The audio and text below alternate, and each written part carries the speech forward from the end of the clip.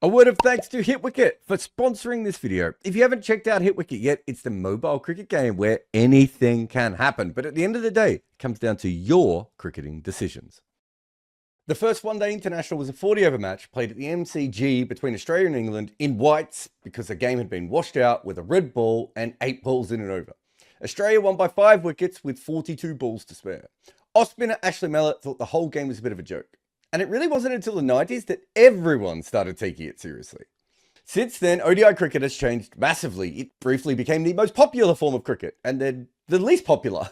Teams are scoring over 300 runs like it's a trip to Cleveland in the modern game. The evolution of ODIs is down to multiple factors, such as changes to the number of overs, field restriction rules, the colour and number of balls used in a match, larger bats, and a higher emphasis on power hitting from T20 cricket. It means an average of 30 and a strike rate of 75 means completely different things depending on what era you are talking about. So when you are trying to work out who the best players are, we need to go a lot deeper.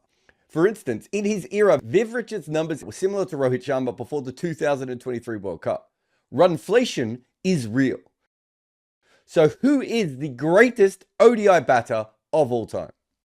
The Champions Trophy brings to mind HitWicket's Champions Conquest, where you get to relive some of the most iconic matches played in Champions Trophy history. With every match you play in the Champions Conquest, you'll be collecting stars and unlocking rewards. The more stars you earn, the better the rewards. And that all depends on how you complete your goals. Can you finish the match with 6 balls to spare? How about 18? The bigger the win, the bigger the prize. And the ultimate reward is a legendary player, the Lion of Ranchi. Like every player in HitWicket, he has a special ability. His is to Assault, which gives you 3 extra deliveries. In Champions Conquest, you get to pick an extra special ability like Smash, which doubles your chances of hitting 4s and 6s, or 2x, which doubles your runs. That's a lot of back-to-back runs. Of course, winning in HitWicket isn't just about superpowers. It's about thinking like a captain, outsmarting your opponent, and making every delivery count. And trust me, once you start, you won't want to stop, especially with the Champions Conquest in full swing. The Zulu ratios are quite simple. We see how good a batter is at his batting position for the era, and then we normalize them to the modern era. If a batter has played in numerous positions, each position is weighted by the number of times they've actually batted there. We've defined the modern era as 2016 to now. The assumption for these statistics is linearity. Essentially, we assume that if a batter was 20% better in the 1980s, then they're also going to be 20% better now. Now, of course, this may not be completely accurate. They could be 10% or 30% better, depending on what suits their skills. But for the sake of simplicity, we'll stick with that premise. And you may be wondering why we've called this the Zulu metric. Take a look at this graph and see where Lance Klusener is. He was also known as Zulu. He is 1.9 times better on average and 1.25 better on strike rate. He was truly his own genre of player. He was a batting all-rounder who was treated like a bowler who could bat a little bit by South Africa for most of his career. Now, let's actually display these ratios in a more familiar format. The Zulu adjusted average and strike rate. Virat Kohli has the highest average. He's the only one to cross the 60 mark. Michael Bevan is second and not too far behind. AB de Villiers and Viv Richards are about 5 runs less than Kohli, but they are nearly 10 runs ahead on strike rate. Klusener scores at almost the same rate as them, but averages 10 runs less. Sachin Tendulkar is another batter who performs incredibly well on both metrics, despite playing 450 matches, that is correct, that is not a typo, in the format. Then we observe a cluster of Rohit Sharma, Gordon Greenidge, Mike Hussey. We can see that Dean Jones, Ricky Ponting, Hashim Amla, and MS Dhoni are close neighbours. These are some of the greatest batters who are incredibly important to the evolution of the format as we understand it. Matthew Hayden isn't too far off them either. Another batter with an incredibly high average is Babar Azam, although it may not feel like that at the moment. Shahid Afridi is a massive outlier in terms of strike rate, and get used to that, you're going to see that on basically every graphic. Essentially, his adjusted strike rate is like that of an anchor in T20s. Maxwell's a little bit slower, but obviously a lot more consistent than Afridi. We see here Vrinder Sehwag, Josh Butler, and Adam Gilchrist in a cluster together. They're all very similar except for the fact that Butler bats in the middle order. But let's briefly talk about Viru, because I believe that Sehwag is one of the most underrated ODI players ever. To this day, it confuses me that a vast number of fans question his ODI record.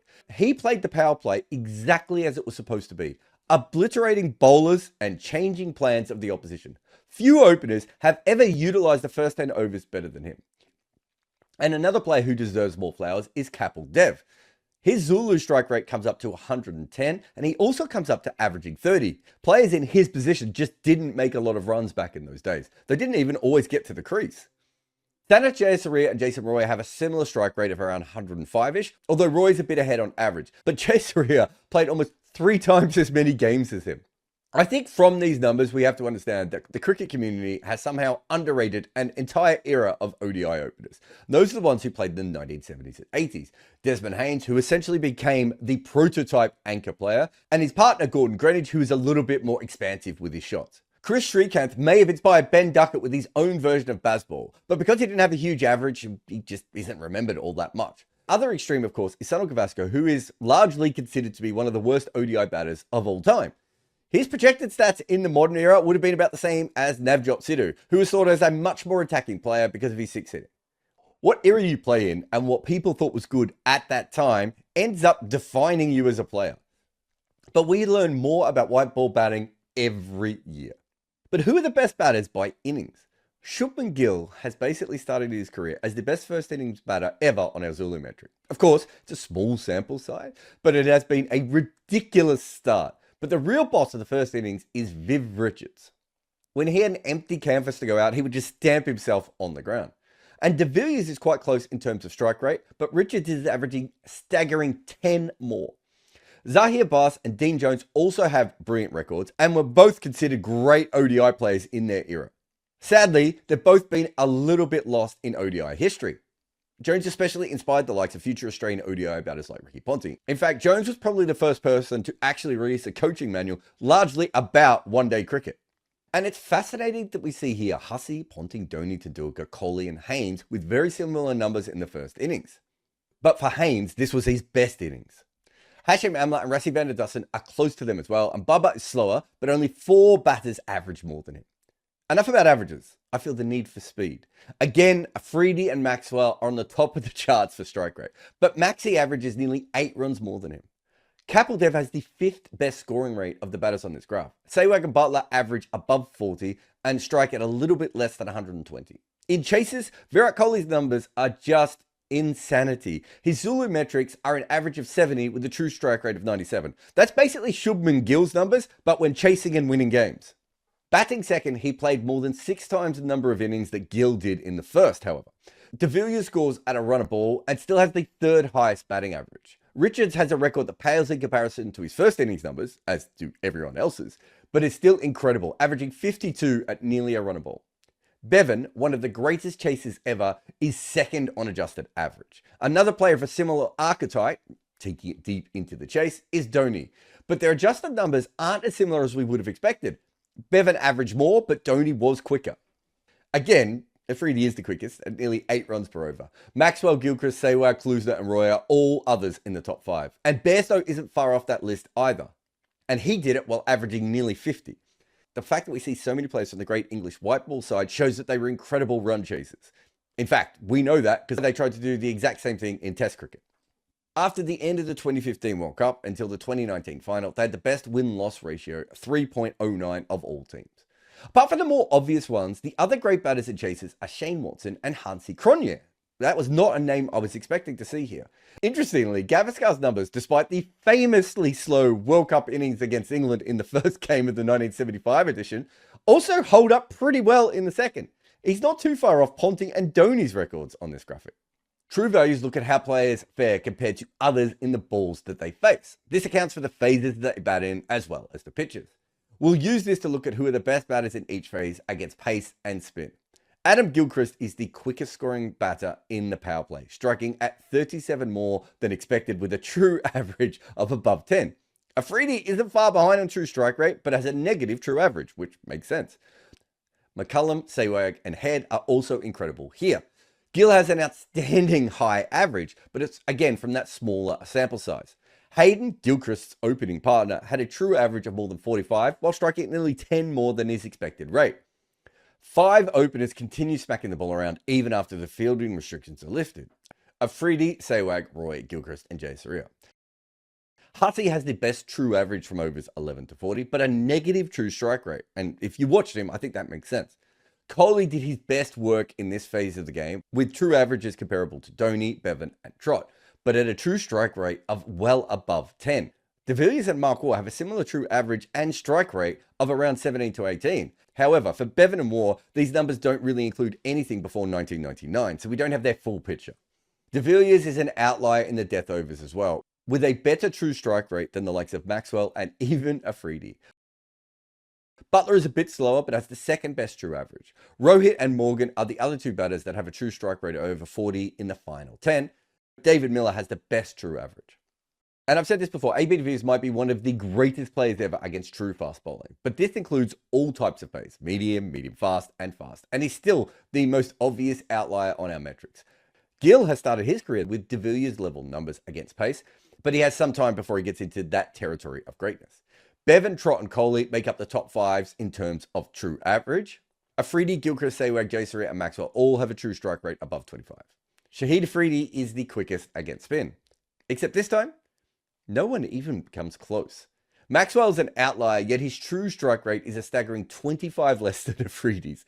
Tendulkar, Brian Lara, and Butler are the others in the top five, and they also have solid true averages. De Villiers is only a little bit behind Tendulkar. Inzamam Ul-Haq, Sourav Ganguly, and Gautam Gambhir are also really good against spin bowling. Dhoni and Hussey have very similar numbers against spin, massive true averages, but they score at about a par strike rate. Interestingly enough, they both played together for CSK as well, a franchise that built their dominance on spin-friendly home tracks. And Atapatu is third on this metric. Despite Kohli's current issues against spin, he has a superb record against it altogether and a true average of above 35 and a true strike rate of over 10. Rohit is ahead of him on true strike rate, but slightly slower on true average. And this video is obviously about the best players of all time. But Graham Smith's numbers here. What's the deal, man? And let's just have a look at match factor. It's the ratio of a batter's average compared to the others in the games that they played. While strike factor is the exact same thing, just for the speed that you score at. The only difference from what we do for tests is that we don't just look at the top 6 batters. So all the batters have batted in those matches are considered. In terms of strike factor, we see, again, familiar names. Afridi, Capel, Maxwell, Richards, and Sehwag. But Richards also has the third best match factor, only behind Bevan and Shai Hope, two batters who always scored slower than their teams. We see that this metric rewards players who don't play on strong teams, and it makes it more difficult for the ones who do, unless you're an outlier like Richards or de Villiers. Sean Williams, Sikandar Raza, Brendan Taylor, and Paul Sterling are 4 players who absolutely star on this graph. Martin Crowe, Lara Tendulkar, Alan Lamb, and Arjuna Ranatunga are also incredible compared to their teams. But one thing we really want to look at is how batters perform in low-scoring matches when the rest of the players in a match score at less than 5 runs and over. Bevan shines the brightest in terms of match factor, while still being 4% up on strike rate. He averages 119% more than the others. That is why people still mention him today. And Hussey is not far behind with 112%. Kohli is quicker than them and 96% ahead of the others in terms of runs per dismissal. Misbah Ul-Haq, Gordon Greenidge, Dhoni, Shivnarine Chandrapal, Mohammad Yusuf, and Callis all have a par strike rate, but are more than 75% better in terms of average. De Villiers, Andrew Simons, and Rohit really perform well on both metrics. But all things considered, no one is even remotely close to Viv Richards. Only Capel and Afridi score quicker, and only Bevan, Hussey, and Kohli have a better match factor. He has a better strike factor than even the likes of Sehwag and Gilchrist. Most batters usually have to compromise on one of these metrics, but that is simply not the case for Viv Richards. Plus, of course, he's actually played a lot more of a high percentage of games when no one else was scoring. Modern era batters naturally have a lesser proportion of these kinds of innings. But another way to look at how batters perform when they have less help is to consider the matches where none of their other teammates have made a half century. Kohli is by far the best in terms of match factor, where Hussey, de Villiers, and Zimbabwe's Neil Johnson, who sadly did not play enough, are not too far behind. But they haven't been in that situation very often. Tendulkar has played the second most innings, 118, after Jayasuriya, who has the most runs, nearly 5,000 of them, with a match factor of 2.85 and a strike rate of 1.34. Afridi, Capel, and Sehwag are the outliers when it comes to strike factor. Now, we compute the overall match ratio by taking the geometric mean of match factor and strike factor. The geometric mean is the square root of match factor multiplied by strike factor. We should put all that on a t-shirt. To make this clear, it's not like the Basra metric, which adds 2 different units. The match factor and strike factors have different scales, and taking a mean would not accurately represent this story we want to tell. Plus, we hate Basra. When we talk about greatness, it is important to look at how many plus years and great years a batter has had. This helps us determine the longevity of a player. For that many years, their team hasn't had to worry about finding another great or even above average player. So how do we define such years? A plus year is when the overall factor is greater than 1. In the case of a great player, that mark is 1.4. The batters with the most plus years is Tendulkar. No shock there. With 18. Afridi and Gale are joint second with 15. For great years, the top 3 are Richards, De Villiers, and Kohli. They have 9, 8, and 7 respectively. Lara and Bevan are at 6, while many others are tied at 5. Unlike Test cricket, defining a peak in ODI is a little bit more tricky because we aren't just dealing with averages, we have to worry about the strike rates. So we are going to be looking at the batters who are the best on both metrics. Along with that, we'll combine the 2 metrics to get that overall ratio again. We decided to use 167 innings as a threshold. Why that number? Because that's how many innings Viv Richards batted in. And a bit like Bradman, you can make an argument that his entire career was one long peak. He had 12 plus years with 9 of them being great. And you can see why we named this after Viv Richards. His overall ratio was 1.65. That is absolutely ridiculous over such a long period of time. And you may have noticed a certain freak called AB de Villiers right behind him. He has an overall ratio of 1.63. He loses to Richards by, dare we say it, the barest of margins. But there's a bit of a distance between these two and the next best. Virat Kohli still manages a great score of 1.51. And after him, we actually see Lara and then Sachin Tendulkar. Lara was definitely an underrated ODI player, but also played for a weaker team than Sachin and featured in lower scoring games. We decided to see which batters had the best strike factor over 167 innings. Look at our man Afridi here. He had a strike factor of 1.77. 1.77. He was 77% faster than the other batters in the same games. People just did not understand what Afridi was doing at his best, and often would just call him inconsistent. We may need to call this the boom boom variant. A distant second is Capel with a strike factor of 1.47. Behind him is Richards, only a measly 45% faster than the other players in his game. Clearly, they were not inspired by Ben Duckett enough. How many Ben Duckett jokes can we make in this video? I think we're up to 2. Maybe that's our limit. There is a clear top tier here. AB de Villiers, Michael Bevan, and Virat Kohli are the only batters with a match factor over 2. De Villiers tops this with a match factor of 2.11. He was 111% better than the others in his games. Just behind him are Bevan and Kohli, 2 batters who played in vastly different roles, but are widely regarded as 2 of the greatest chasers in ODI history. Bevan was the first finisher who basically batted like an anchor, while Kohli is one of the most efficient run scorers ever in the format. We also need to understand that World Cups are slightly different than everything else. Performing well on the biggest stage definitely helps in terms of legacy. And we also think it should reward batters when we are talking about greatness. Maxwell is 77% quicker than others in World Cup matches, while also being 57% better on average. The other 2 batters with ridiculous records are Richards and De Villiers. Yes, even despite the fact that South Africa never won a major tournament. Only Maxwell, De Villiers, and Sehwag are quicker than the West Indian great. Syed Anwar, Michael Clarke, David Boone, and Roel Dravid all have a similar match factor to De Villiers, but at a much slower scoring rate. Remember though, that Tendulkar played in 6 World Cups. That's 6 World Cups. Playing his first one at 18 and his last one at 37. And still managed to have a match factor north of 2 while scoring 20% quicker than everyone else. That's an incredible record of consistency and greatness at the same time. We see another cluster nearby that has Mark Waugh, Rohit Sharma, and Martin Crowe, 3 batters who are famous for their World Cups. And before we conclude, it's worth giving a shout out to batters who have done really well in this format over a small sample size. Ryan Tendulkar didn't always go up against the best players, but let's be honest, no one worked out how to ever get him out in limited overs cricket.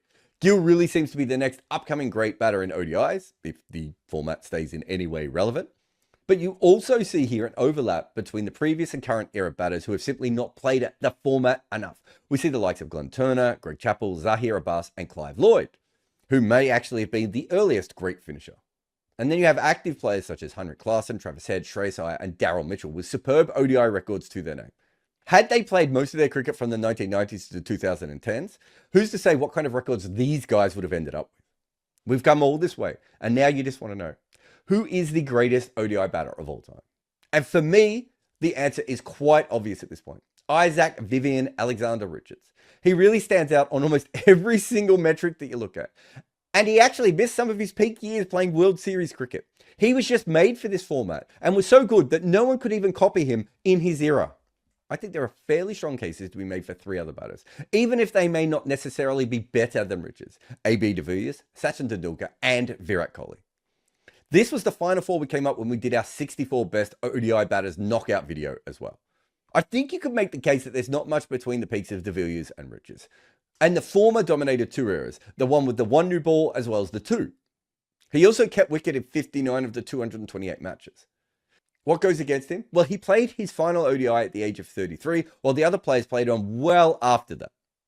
However, we did also see him go on to dominate the IPL after his international retirement. Sachin Tendulkar was a plus batter for 18 years. And we said this for Test. It means that India simply did not have to worry about a replacement with him in their side. He was about a par player before his peak, but that came in his teenage years and early 20s. From 1994 to 2003, his numbers are like the overall career records of Richards and de Villiers. From 2004 onwards, he's still an incredible run accumulator. Virat Kohli's case comes largely from being the greatest run chaser the ODI game has ever seen. His machine-like ability to churn out runs and centuries in the second innings is just ridiculous. Like Tendulkar, he's had to deal with the pressure of playing for a cricket-mad nation as well. He did well before he was captain, peaked for the majority of his leadership stint, and has been well above par after that despite being in a lean year in the middle. But the case against him is simply the fact that even at his peak, he did not put the pressure on the teams in terms of strike rate that these other 3 did. You could argue that was because he played in a strong side for the majority of his career, but so did Richards and de Villiers. And even though he scored the most runs ever in tournaments in the 2023 World Cup, the others actually have better overall World Cup numbers. Also, and this doesn't really matter with great batting, but we're going to mention it, Kohli is probably the only player here who doesn't have a secondary skill. Richards bowled 5 overs a match and Tendulkar 3. De Villiers kept wicket occasionally and also bowled in a World Cup semi-final for some reason. I don't know if it changes this much, but perhaps de Villiers had the heaviest load here because he was either the best fielder or the keeper, while Richards was bowling proper amount of overs and also the most important fielder often, which Kohli was too. So, our final order is Viv Richards, Sachin Tendulkar, AB de Villiers, and Virat Kohli. And I don't think you really need to agree with our order, but I just don't think there's another player who could be in this top 4 with these guys. As far as I'm concerned, this is the top 4, and I think most people who do proper research would probably come to the same conclusion. The order is a little bit more flexible depending on what kind of white ball batting you like the most. But perhaps the more interesting question is, who is the 5th greatest batter of all time? If you like finishing anchors, then MS Dhoni and Michael Bevan are right up there. If you're obsessed with strike rates, it might be hard to look past Virender Sehwag or Adam Gilchrist. And if you like fast scoring finishes, what about Glenn Maxwell? And we mentioned earlier that Lance Klusener was his own genre. What could he have done if he batted high out more often and not all over the place in the batting order? Some of the more conventional choices might also include Dean Jones, Ricky Ponting, and Brian Lara. Not to mention Rohit Sharma.